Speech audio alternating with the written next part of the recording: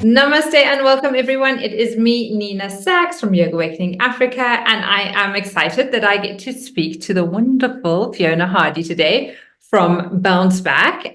Fiona, it is so lovely to actually be able to do this interview because our journey probably, or our connection, what's probably been maybe 2 years now, where you were like thinking of doing a yoga teacher training course and you'd inquired and we had a chat and life happened. And one of those things is kind of like you did it elsewhere because it was just more convenient. And then I reached out to you again, chatting about, I've got a yoga retreat happening. Are you keen to like come on board, join, participate, teach? And you jumped at it. And literally from there, it's even transitioned into more where you're now in my annual course on Ayurvedic lifestyle practices. So kind of, first of all, welcome. It's good to have you. Thank you.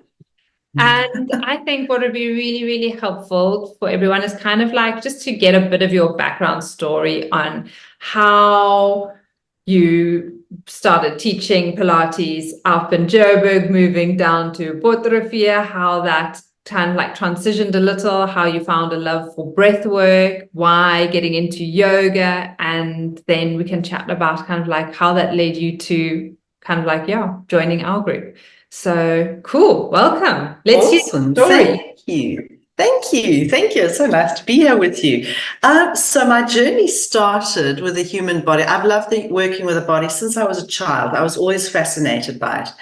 And just the workings of it and exercise and health and that sort of thing always appealed to me. And then I just never got into studying it when I left school. I went and I did various other things and trained to be a chef and traveled.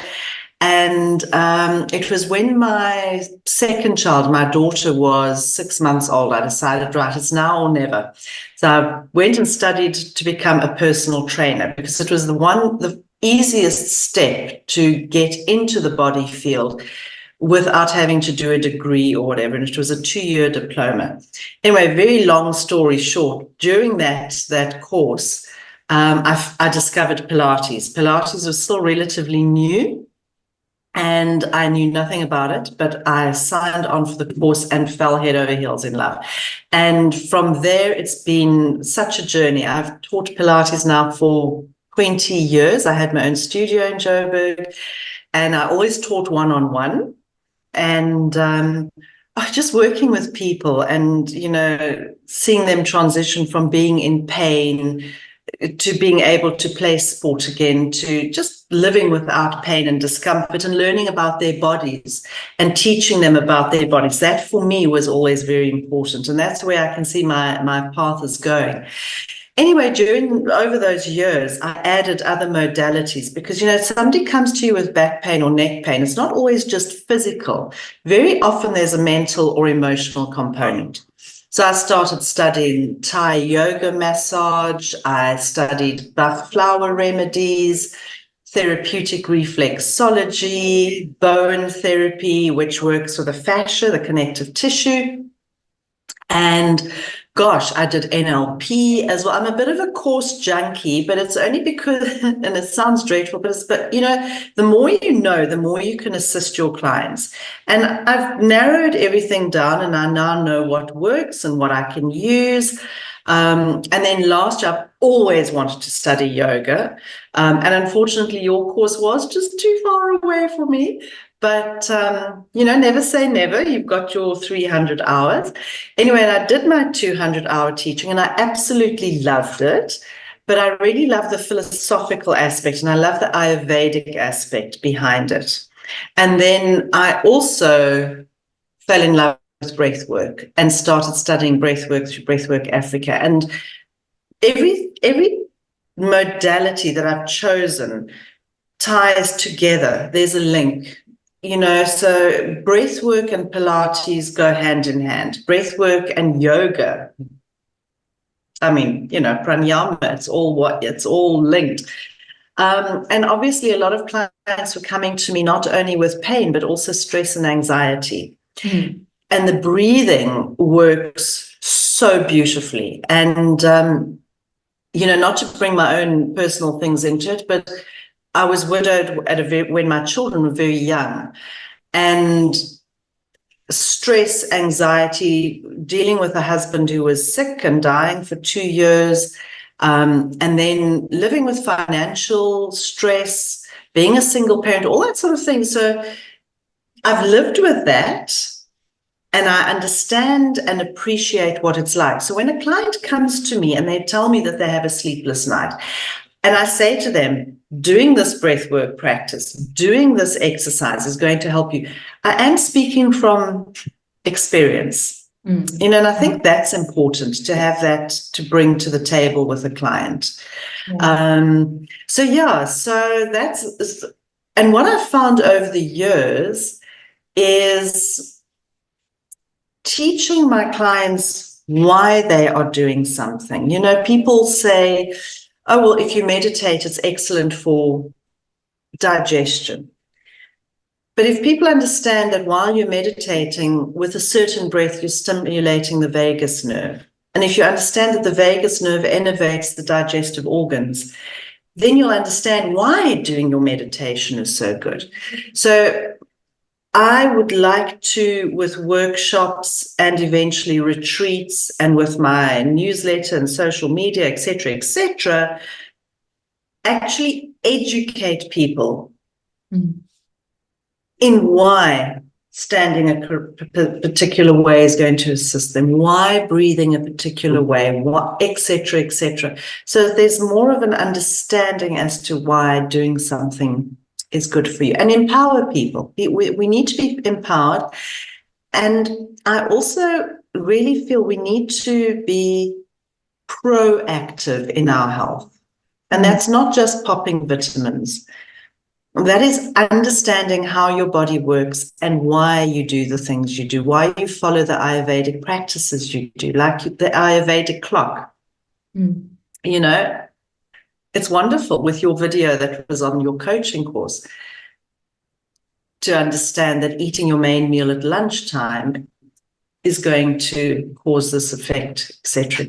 So that's me in a big nutshell. Love it, Fiona. And there's again a lot in there that I would love to unpack. And I think the first note that I've kind of like made here for myself was like this idea of like, you've always been in love with the human body. And I think that's a big thing, is like, I think as we grow up and, as we go through life and life stages, there's certain things that pique our interest and fascinate us.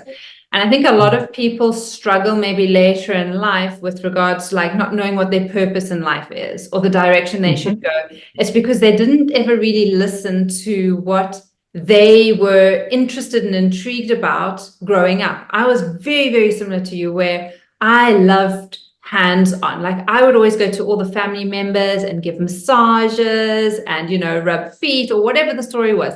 I absolutely love that. And it's the same thing. I am very tactile and I love like that connection having with people. And when I started teaching yoga, I wasn't big on like adjusting postures and people, but I love just like placing my hand on like, if someone was resting in a child's pose or a frog, just on the sacrum, and like it didn't need to be like a big adjustment, but just very gentle and really just like more sending a lot of like love and care to that person and like support. And so I think when we don't listen to those little calls when we're younger and, growing up, maybe you kind of like love tractors or fire engines or being in the garden. But I think that's one of the things that is really, really important. Have you seen any of that, like with your clients or people that you've worked with, where they maybe haven't heeded the call of like what they enjoyed when they were younger, and that's formed like a layer of stress around them? I have seen it so often, and particularly in Johannesburg, not so much down here in Botchefstroom, because it's such a different clientele that one has. But in Joburg, you've got a lot of the executives. And, they would come into my studio every single week with the same stress, the same complaints, the same aches and pains. And I would do my reflexology or my Bowen, or I would stretch them or do Pilates. And I would listen to them. And they were in their late 40s, early 50s, bitterly unhappy in their careers. And you know, I understand there are financial constraints. People have got commitments. You can't just up and say, oh, you know, I'm going to resign and I'm going to become a Pilates instructor. And it's not that easy. You know, if people phone me and say, Fiona, I want to be a Pilates instructor. Can I, you know, I found a course online and I want to do it in 2 weeks or something. I think, it's taken me years to get to where I am. And it's been a lot of input and struggle and education and all that. So I do get you don't just change. But I also feel that if you are really unhappy and you go within and you find where what you loved, exactly as you say, if you loved, listen, when I was a kid, I wanted to be an actress as well. So for me, the fact that YouTube and all of this that's where I can channel my dream to become an actress, and I can go public. So you can always draw on your innermost strengths, and you know your soul is speaking to you loud and clear. That's how it's coming through when you're feeling those niggles, when you feel uncomfortable about something. You've got to follow it. And to spend your life unhappy and stressed, for me, is just not worth it. I don't know if I went off at a tangent there, but no, I think it's just often really, enjoy it. yeah, I think it's so important that people kind of hear that and acknowledge that. And it doesn't mean, like you're saying, you don't have to shift and change and quit your job and go and become like a Pilates instructor or I don't know, what a chef or whatever it is. But it may just mean, okay, finding a hobby in that area where maybe you end up going to yoga, you know, 3 times a week, or maybe you go and join like a cooking course for, you know, the next 6 months regularly. And you just start to allow that passion to come back and to fill your cup again. Yes. Because then when you find that you're doing those things that you love, if you're in a job that you're not enjoying, you can at least start bringing your kind of like your better side to that. And hopefully that will then open up doors and allow you to shift or adjust in a certain way without forcing the result. Absolutely. That isn't, you know, ideal. We all have to put food on the table, make money, and, you know, that's a big thing. And like you were saying, that is a lot of your clients, like stress and anxiety, where they're coming to you, or maybe not necessarily financially, but like you were saying, you know, you were widowed early on in life. You had to carry the family. There are a lot of, you know, men and women out there who either independently or even jointly have to carry their family. And it may not just be their immediate family, it may even be their extended families. And when they can come to someone for a treatment or a therapy who has been there and has understood it and has like, you know, I don't know where, you know, I'm going to get the money for the next loaf of bread and milk for my kids is going to come from. Like there's a relationship that forms and a trust built. And I think trust is a big thing in society nowadays that people feel or relate to.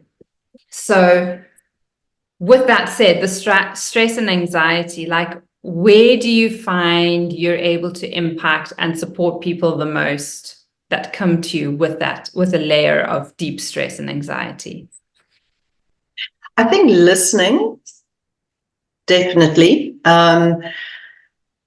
You know, one thing I picked up a lot as well is clients would have been to other practitioners, medical practitioners or doctors, and it's a quick 15 minutes. I would always make sure, especially when it was a new client, that they would have I would have in my diary at least an hour and a half to 2 hours in case there was a lot of trauma that they had to offload on. And I would listen. And, you know, other instructors would say to me, you're crazy. You schedule an hour and that's it. And when you finish, that's it. But you can't. And I found a lot of the healing or a lot of the good stuff seemed to happen just by listening to them and then doing the reflexology or Bowen or whatever. And I wish I'd had the breathwork in Joburg. I think I could have really assisted so many people then. But I can do it online now. But I think where the assistance would definitely come in would be educating people about breath work. and holding their bodies correctly and standing in their power, and also trusting, that if people can trust that they are supported by the universe. Yeah.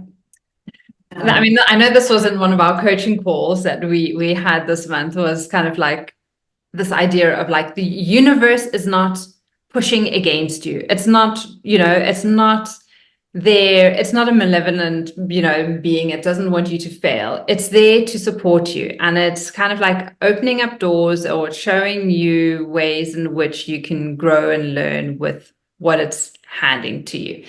And I think, like you're saying, that is a big thing. What I wanted to just go back to for a moment is this, your passion of learning and teaching and educating and helping people understand the why, because I think that is so, so important.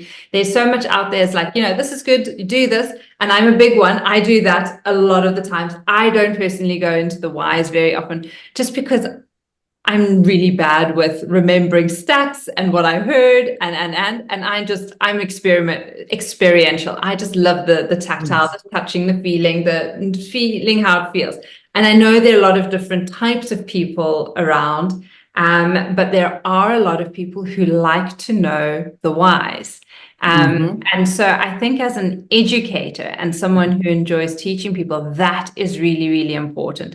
Have you always known that you love teaching? I mean, you've got the star quality. You said, you wanted to be an actress, you wanted to be on the screen. Like, that's obviously a part of your personality. And in my course, which we'll be getting to later, is like, you look at your wealth dynamics. There are a lot of different wealth dynamics. There's like the star and the supporter and the mechanic and the kind of like finance person. There are 8 dynamics, and you obviously desperately are that star quality out there. And it kind of like shows you kind of like, well, who else you need in your life to support that and balance that. And next to kind of like the star as a supporter, and I'm definitely a big supporter. Like, I love supporting people. It's always been a part of me, and I completely get that. So you have like this beautiful star quality, but you also love to learn and you love to educate. Has that always been there? Or is that something that you've noticed growing with time?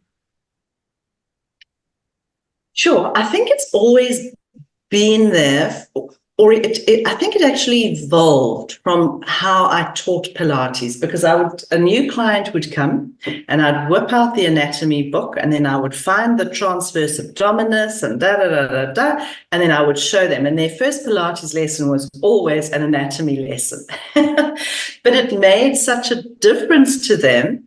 And it was over the years as people would come to me and say, gosh, nobody else explained that to me when I went somewhere else. And now I understand why. And so I think it was probably always there, but I think it evolved, And now I really, really want to get it out there. But you know what the problem is? I assume everyone knows what I know as well. Yes. And I'm sure you do too, as doing what you do. You assume people know to follow the coaching skills that you give them. But actually, and because there's so much out there on social media as well. I mean, I had a client in my studio yesterday. She came for the first time to do a reformer class, and she was, I'm so excited. I've been Googling on YouTube, and gee, you can do these amazing things. And immediately my heart just fell, because I thought, what you see on YouTube sometimes is not doable in real life. So I would like to bring that trustworthy, grounded sense of education. Like, what is reality? It's not just the pretty. What is reality? Yeah. It's not like what is functional for the average human being who is maybe sitting most of the day either in front of a laptop or in a car, schlepping kids back and forth. Absolutely. And not doing functional movements. Like, I mean, we used to be monkeys, we used to run around and hang from things and squat down. Like, all that functional movement is out of our pretty much most of our daily life. So it is kind of like building back into that kind of like functional movement. How do we get our bodies to Yes. feel less pain and discomfort.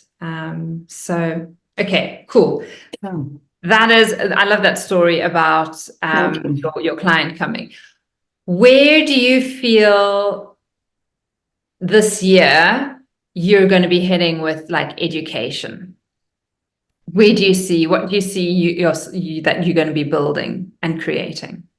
Well, I certainly want to promote my workshops.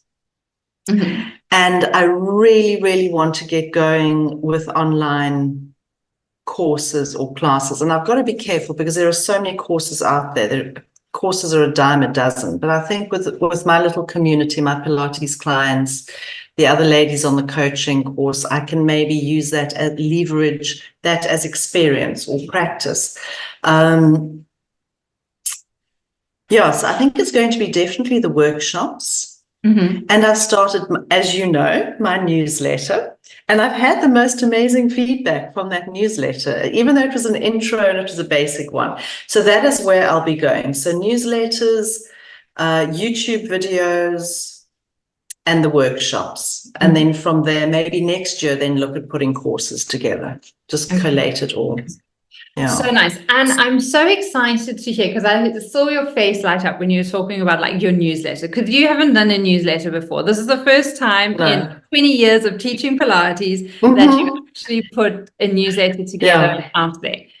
And I remember when was it? The beginning of this week. Was it this week or last week? I can't remember when we had our coaching call. All the weeks seem to be this week. One another this week. In our yes, and we started this on Monday, and you said, okay, by Friday I want to have my like first newsletter done, and then like Monday afternoon, I think you like messaged on our WhatsApp like coaching group like this is the first draft, it's done. I was like, and this is what it speaks to when you with a group of women or people who you are accountable to, and you say you're going to do something, and you actually just end up doing it, and you don't procrastinate, and you think, oh, you know what, it's been such an exhausting week and so much has happened in my life and, you know, everything's going wrong.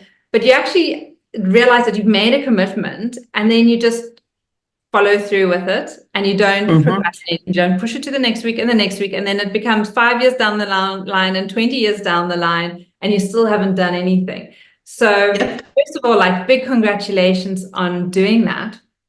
And how did it feel going into this world of like complete chaos of newsletter and tech? Because you're not like, you don't come from a tech background.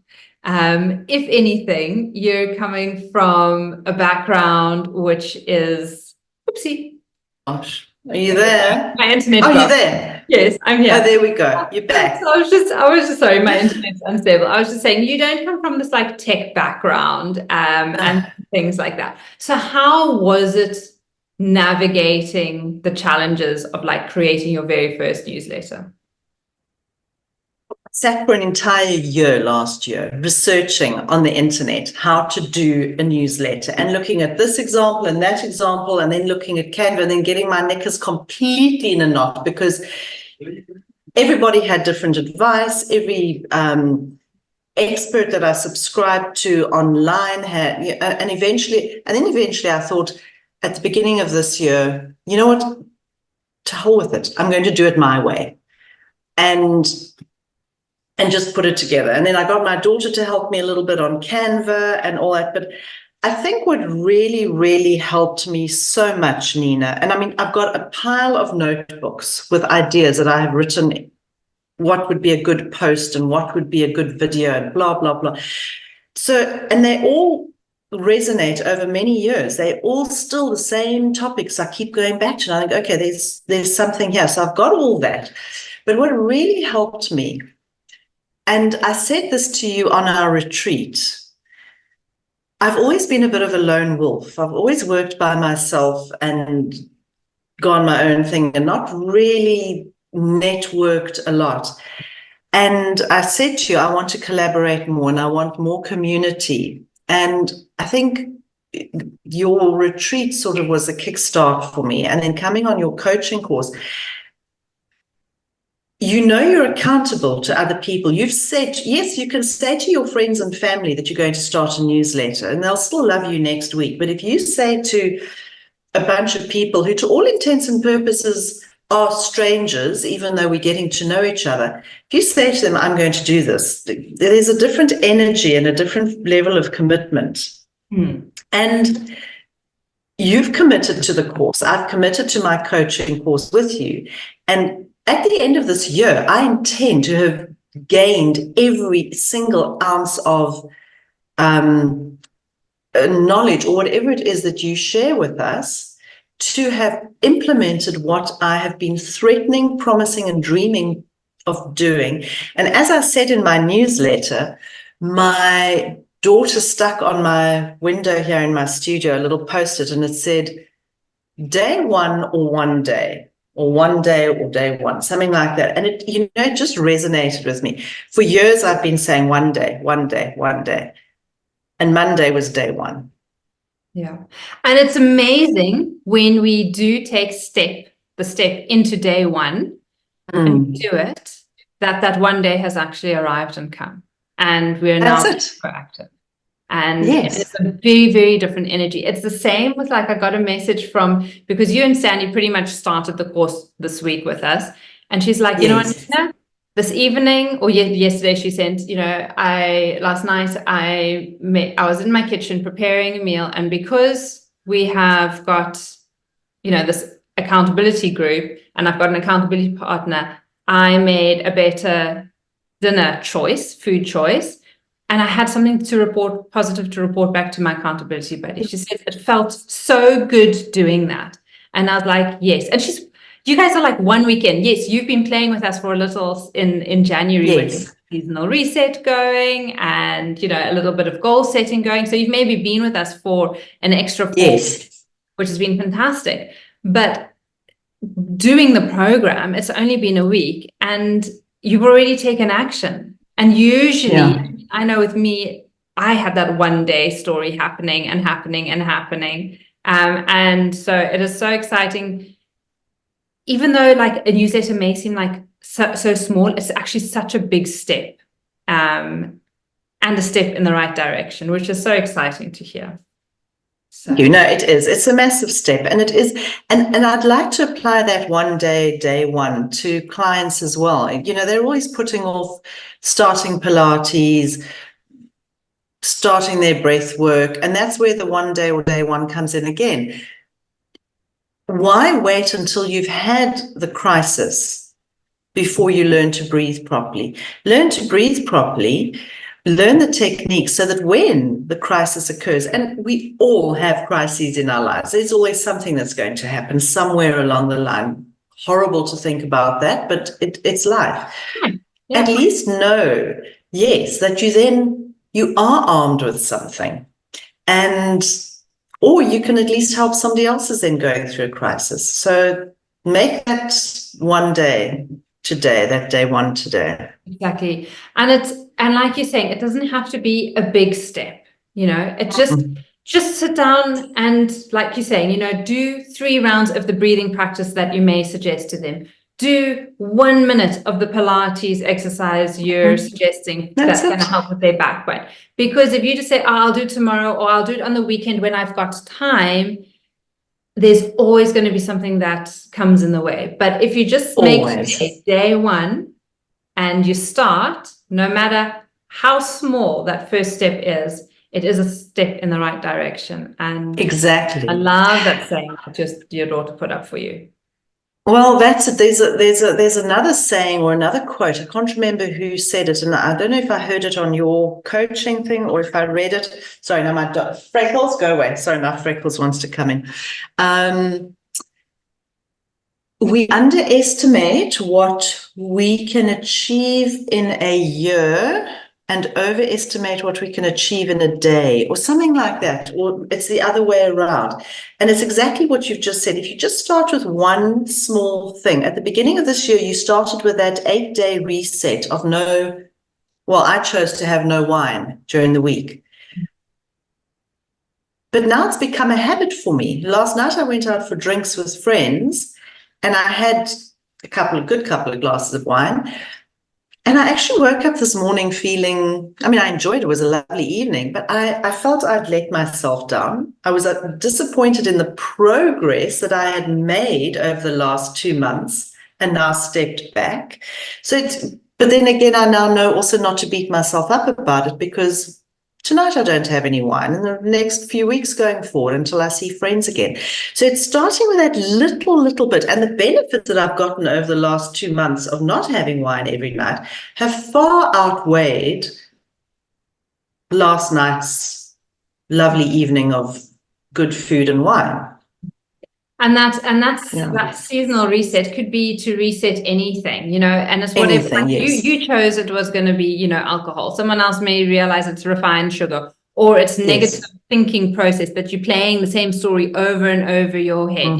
Another person may want to, get into a meditation practice, or do, like you were saying, just a minute of breath work. So I find like having these little pauses when we come together as a group and to reset is so helpful. And not to have someone say, Fiona, you need to, stop drinking, and that's what you need to reset. But actually you choose yourself what intuitively your whole system needs right now.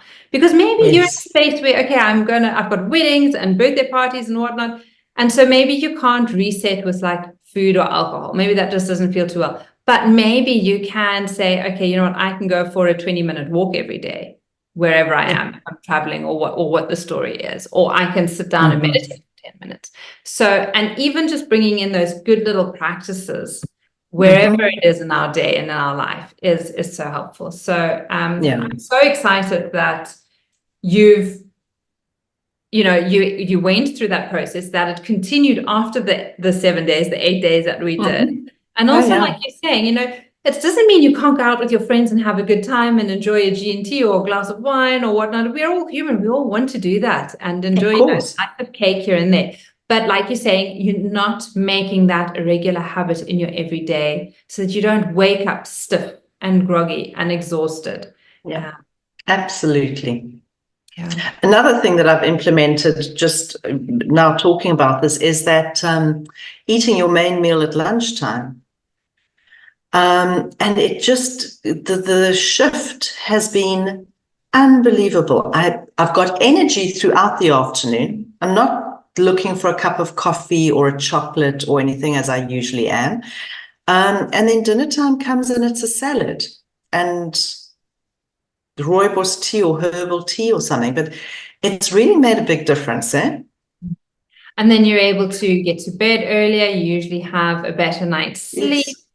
And this is where it's so funny. It's like, it's a big part of my course, like working the 10 habits of Ayurveda. And no one really, like, it's a hard thing to sell, to say to someone, okay, come coaching and we're going to coach you on these habits. Whereas like, if kind of like the inroad with you a little was like, okay, what business support are you needing? And, I'm going to give that to you.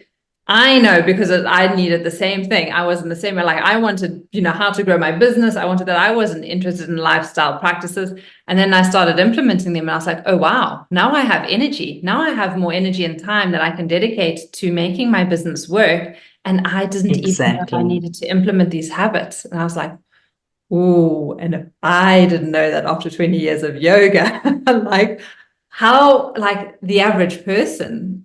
Exactly. So that's such an important point. And, that goes again back to us being such holistic beings. How can we develop and grow our dream business, coaching business, whatever it is that we want to grow, if we're not looking after our eating, health habits? That, it's that spiral. Everything ties into everything. It's that flower of life. It all just blossoms out from the center. It's so funny. I was doing like this little meditation this morning on like love, and kind of like breathing in love and breathing out love. And it was like, love is just this, like, to me, it was just like this energy of like sparkles, where it's like, okay, I was breathing in and then all of a sudden, like all these little love particles were like touching all these other particles and they were all turning into love particles. Then you breathe out and then all the love particles that you've breathed out are touching all these other particles, and they're just multiplying. So at the end of the day, there's just love in and out and everywhere around you. It was such a lovely experience. That is so nice. In that space. But that's exactly kind of like what you're speaking to and alluding to. Yeah, definitely. That's such a lovely visualization. I'm going to do that next time I do a heart meditation. Sparkles going on. And it's funny how it just comes to one, when you're doing these things. But I think where I kind of want to go next and end off a little is like, I think two of like your big areas are obviously like Pilates, and you're really loving the breath work and training that you've been doing. And I know you've dedicated a lot of time, effort, and energy into it, and resources and researching. My question is like, how are you bridging the two together? Like how has the breathwork shifted your Pilates teaching for you? Yeah, sure. It's given me so much more knowledge from an anatomical perspective, and my anatomy knowledge is very good. But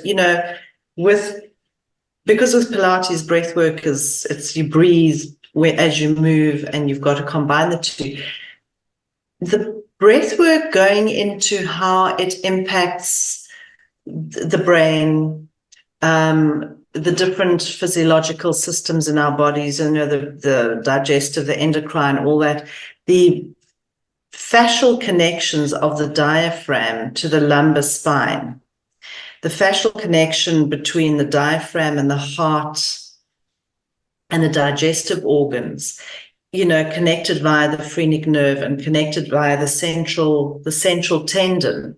So when you inhale, it's pulling on the heart, and exhaling, there's a massage going on all the time. So I've now brought it very much into my Pilates classes, into my group classes, and my online classes to a degree. But it's easier in the group, in person. I start off with a nice energizing breath of joy, and I finish off with square breathing or box breathing, where you inhale for 4 and exhale for 4. That's the coherent breathing. Or you do the box breathing, where you inhale for 4, pause for 4, exhale for 4, pause for 4. And then I educate them on that while we do. And then I integrate the breath into the exercises. So if they're doing a chest opener, inhale for 4 counts, hold for 4 counts, pausing on the breath, and then exhale for 4 counts. So that then it brings in the mindfulness into the movement that they're doing as well. So instead of just doing chest openers, or just doing your neutral bridge, or doing backstroke, you're actually taking the breath with it and returning the breath. So the breath is just slotted in so naturally with the Pilates. And obviously the knowledge one gains as well from doing a course that is purely breathwork related, because the anatomy and the physiology you study is purely related to how the breath impacts the rest of the body. And do you find like your Pilates classes have slowed down quite a bit now because of the breath work and having that awareness and including the breath retentions or the pauses? Yes. I think definitely also as I'm getting older, I'm not into the hectic workouts anymore. And I know what it's like to feel stiff in the morning now. I never thought I would feel that. And I'm appreciating a lot more now with age, the mindfulness of, and that is why I want to pursue my yoga as well, because it's so beautiful in its mindfulness and the poses and what have you. But Pilates, because of the type of exercise form it is, to do that mindfully and to become mindful of the posture and all that so my classes have slowed down somewhat, and they've become a lot more, I'd rather do less exercises, but do them more mindfully, which I've always done, but even more so now. Yeah. And the clients enjoy it. They love the silence. Sorry to interrupt. They love the silence at the end. They always say, oh, we just so love silence and the breathing and the focusing on the exercise. So yeah, it's pretty much like yoga, actually, what you just it is. explaining and saying now. Exactly. Maybe not in a traditional yoga posture, but like that is to me what yoga is. It's about being very mindful as to what movement you're using. And it can be any movement that you're doing, but if you've got the breath awareness there, you've got the mind focused, and you're doing something with opening, closing the body, that in its essence is yoga. And I love what you're saying, how everyone is loving the stillness and the silence and the pause, because I think we are always on this go, go, go, do, do, do. Yes. And I think when you create and have that space, that's when those who are struggling with the stress and the anxiety, like their whole nervous system is just given like a little bit of a break, a little bit of a breather. And you can feel that when you've had an intense day or an intense week, and your whole system just pauses and rests and releases into the ground. There's a lot of shifting that happens. Yeah. And I don't play music in my classes so that they don't have that external, because we, as you say, we've got noise all day going on, whether it's social media. We're always on our phones, always on our laptops. And it's the nature of life nowadays, but you need that time just to switch off and to focus on this, Yeah, so true, so true. Yeah. Fiona, I could always chat with you and for ages, because you're so lovely to chat with. Sweet. So Thank you. offering yoga, in a sense, Pilates, breathwork, and you're doing that in person in Bottrafia, but you also are available online. So if anyone resonates with what we're saying and like how you are this beautiful star quality, and would like to connect with you, then I'll make sure that I've got all your details in the description below. But anything else you would like to like say to someone who's like on this road? I think there are a lot of stressed and anxious people out there. Like, what would you leave that person with? What little bit of advice? Sure. Yeah, that's always a big one. I don't know, I always go back to my favorite quote from Gandhi: be the change you want to see in the world. And if your life is stressed, if you're in a crappy job, or start with yourself, because perhaps in changing yourself and your perspectives and how you see things and how you perceive things, it might change that lousy job into something awesome. But it also shifts your energy, that then energetically you're going to attract to you what it is that you really are looking, because what you are seeking is seeking you. So I just always default to be the change you want to see in the world. And it'll change everything around you. It'll change the people around you. It'll change your circumstances. I believe. I really do. Yeah. I love that. Love that. Thank you. Pleasure. Fiona, it's been so lovely chatting. Thank you so much. It's been so lovely chatting. It's been so divine chatting to you too, Nina. You are just an absolute angel and a saint and a godsend. And I'm, very, very blessed to have come across you through the ethers, and that this connection remained, really. So thank you. You're so welcome.